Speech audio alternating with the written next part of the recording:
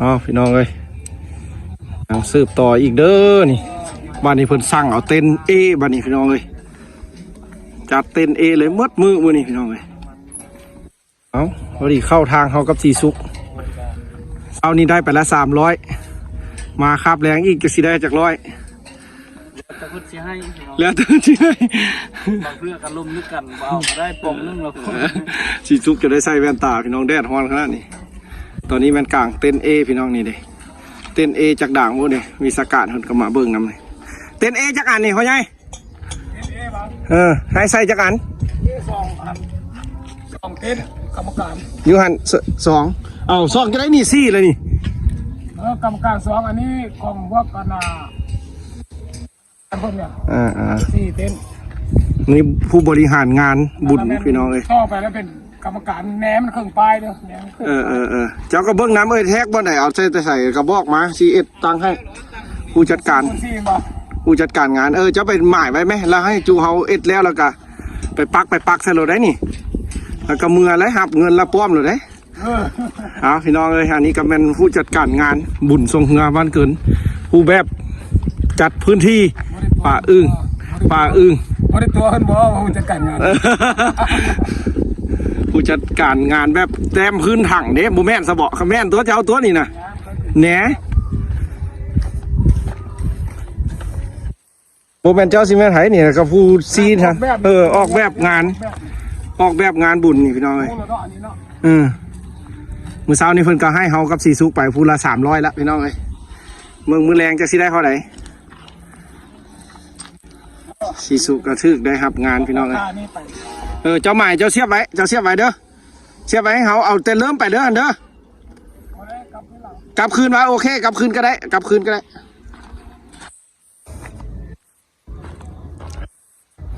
ว่างานใหญ่พี่น้องใช่อีลีบุญวันเกิดสุดนี่นะพี่น้องเอ้ยบุญทรงเงาตัวนี้นะว่าเต้นนี่เพิ่นอยากได้หลายแถวเมืองนี่จุดซีบ่อันนั้นละมีให้ละแถวนี้เต้นใหญ่ๆแท้ๆบ่อนอันประธานงานคนอยู่แล้วแม่นต้องได้เอามาเต้นนครหลวงเวียงจันทน์คนใหญ่สูงพี่น้องเลยเอาคันแม่นพี่น้องทางบ้านเฮาผู้ใดอยากจัดงานดองงานสุขวัญก็ติดต่อมา2บ้านนาภูเขาควายไปจัดให้เด้อนี่เต้นบุญบ้านเกิดพี่น้องเลยช่วงเหือฮะเฮ็ดบ่เป็นวะเอาบ่เป็นแล้วมาจับกล้องเดี๋ยวสิแสดงให้เบิ่งพี่น้องเลยถือว่าเฮานี่เฮ็ดบ่ได้แล้วเฮานี่โอ้คือว่าต่ำดีแท้หัวนี่ป่าเบิ่งพุ่งป่าได้สิเที่ยวหรอกพุ่งป่าให้อันตัวนี้ก็บ่เข้าจำวันนาภูเขาควายเฮ็ดลุงพละดูซะนะแดดแห้งมื้อนี้พี่น้องเอ้ยแดดเป็นแดดเลยอ๋ออันนั้นเฮ็ดมื้อเช้านี่ตัวน่ะกลางมื้อเช้าอันนี้มามื้อแรงนี่เฮ็ดแบบมีจอมนี่นี่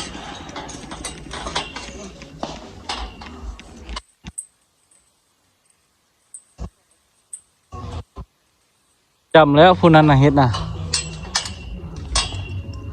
เพิ่งได้คางกระไตมาไปห้องใส่นะรูดพุทธซะหันแก้วตัวนั้นนะ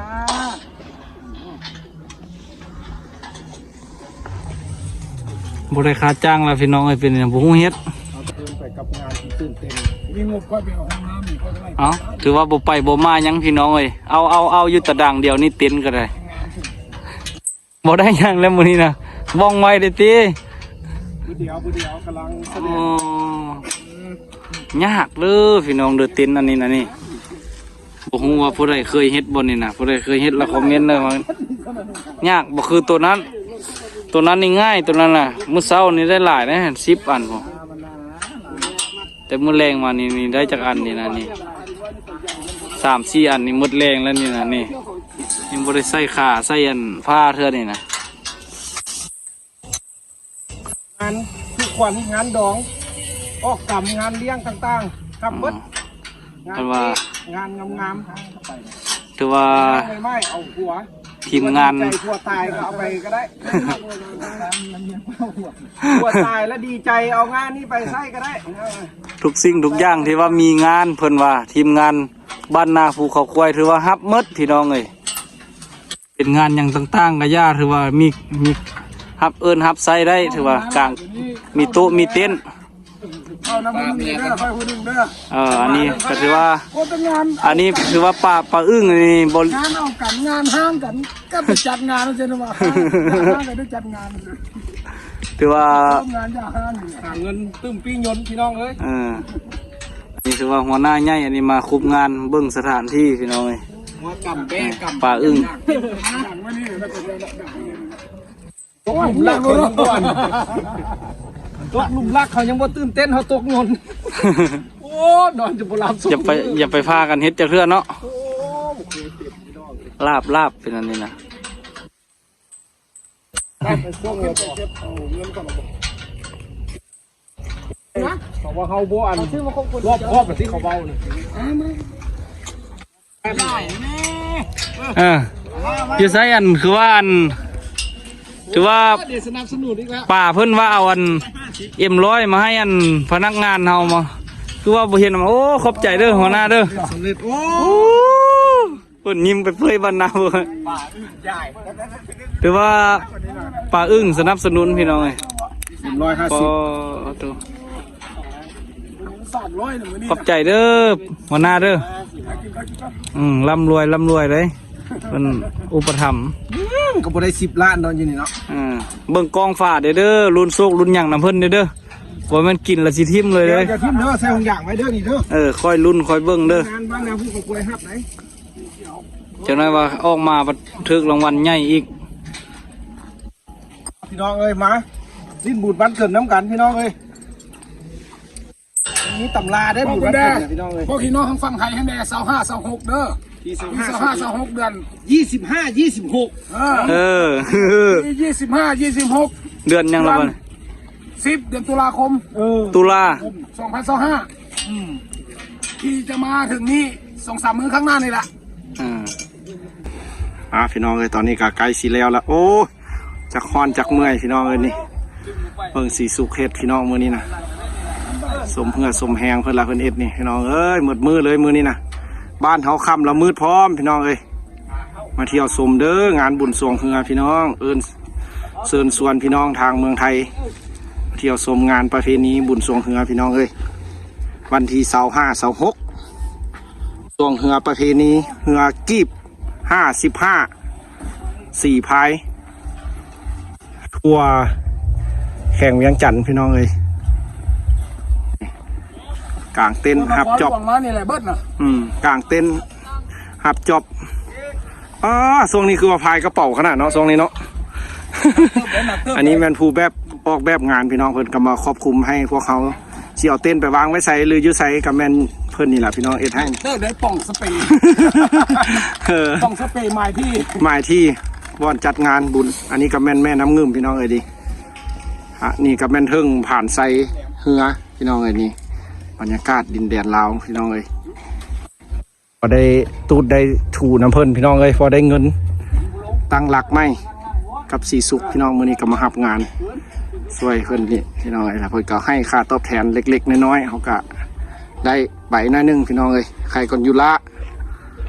กระถ่ายคลิปให้พี่น้องเบิ่งพร้อมเด้อผู้ที่อยู่เมืองไทยพี่น้องเอ้ยคือว่ามืดมือเลยมื้อนี้นะ กดไลค์กดแชร์เด้อ เป็น ทางฝั่งไทยฝั่งลาว โดยคือว่าติดต่อเป็น2คลิปพี่น้องเอ้ยขอบใจคือว่านี่เป็นเต้นเอพี่น้องเต้นเองาน เห็นอยู่ในเดี๋ยวนะ อยู่ในเพดานแล้วนะ เฮดานแล้ววะหันขึ้นแล้ววะหันเมืองดูสิงามปะไดเอเข้านานหันโอ้นี่พี่น้องเด้เอเรียบร้อยนี่สมบูรณ์งามสีบัวสีเหลืองสีน้ำเงินว่าครบพี่น้องเขาสิถ่ายให้พี่น้องเบิ่งเด้อเขากับสีสุกมื้อนี้พี่น้องเอ้ยมันกำลังเกี่ยมงานวันที่มือแท้ละแม่นวันที่25 26พุ่นแหละพี่น้องเอ้ยส่วงมื้อนี้ก็ที่20ปลาย24เอายกขึ้นยกสิสุกก็ลักใส่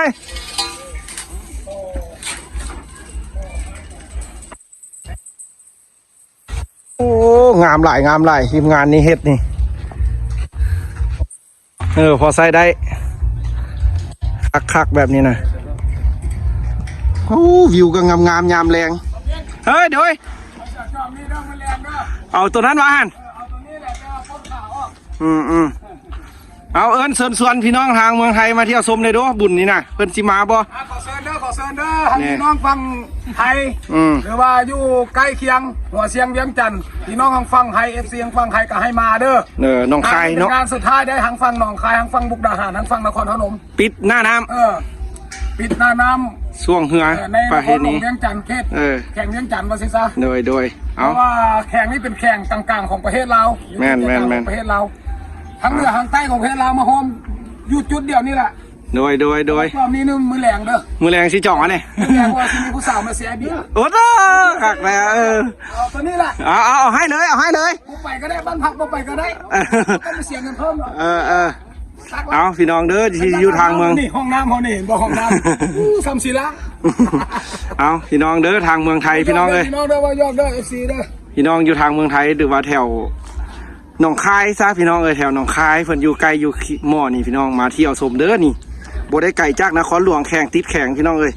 นครหลวงแล้วก็แข่งเวียงจันทร์พี่น้องมา45ลักมาเที่ยวชมงานบุญพี่น้องมาม่วนมาซื่นเลยคือคืนงานใหญ่แท้ได้พี่น้องวงดนตรีนี่ถือว่าอันดับ1ของประเทศลาวเลยเทพรไซซื่อว่าเอากับสีสุกสีไทยให้พี่น้องเบิ่งเด้อใช่ว่าแล้วงานนี้แหละกสิเมือพี่น้องเมือบ้านซอกกินข้าวกินน้ำแล้วมือแรงอีกเอาขอบใจพี่น้องทางเมืองไทยที่ติดตามคลิปชีวิตของพวกเขาช่วยให้กำลังใจมาตลอดพี่น้อง